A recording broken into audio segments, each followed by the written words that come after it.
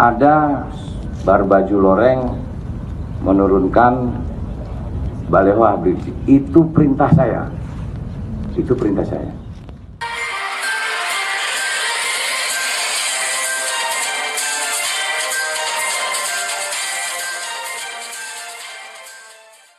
Halo sahabat Inspirasi News, juru bicara Habib Rizik Syihab Abdul Khair Ramadan menilai Gubernur DKI Jakarta Anies Baswedan yang berwenang dalam memberikan instruksi menurunkan baliho Imam Besar Front Pembela Islam itu bukan TNI.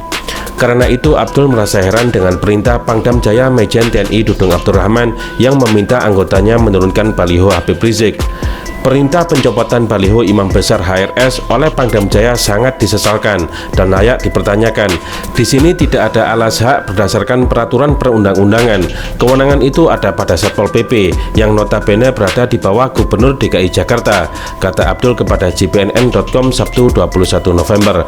Meski demikian, Direktur Habib Rizik Syihab Center itu menjelaskan, sepanjang pemasangan baliho tidak bertentangan dengan peraturan yang ada, maka keberadaannya adalah sah dan tidak dapat dikebiri.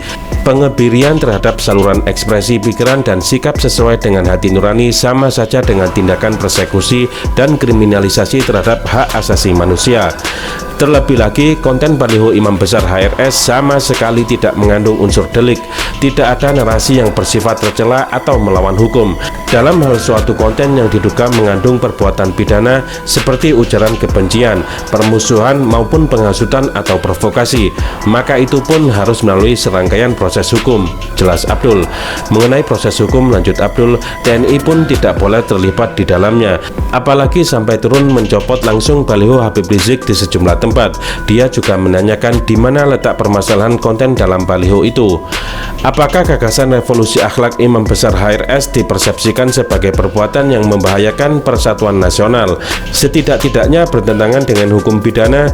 Apakah pula kepulangan Imam Besar HRS diposisikan sebagai ancaman terhadap eksistensi negara? Bukankah konstitusi telah menjamin kebebasan berpendapat dan berekspresi dalam menyatakan pikiran dan sikap sesuai hati nurani melalui saluran apapun atau dalam hal ini baliho, jelas Abdul. Abdul mengingatkan saat ini merupakan era demokratisasi dari supremasi sipil, di mana keberlakuan pemusatan kebenaran oleh rezim tidak absolut.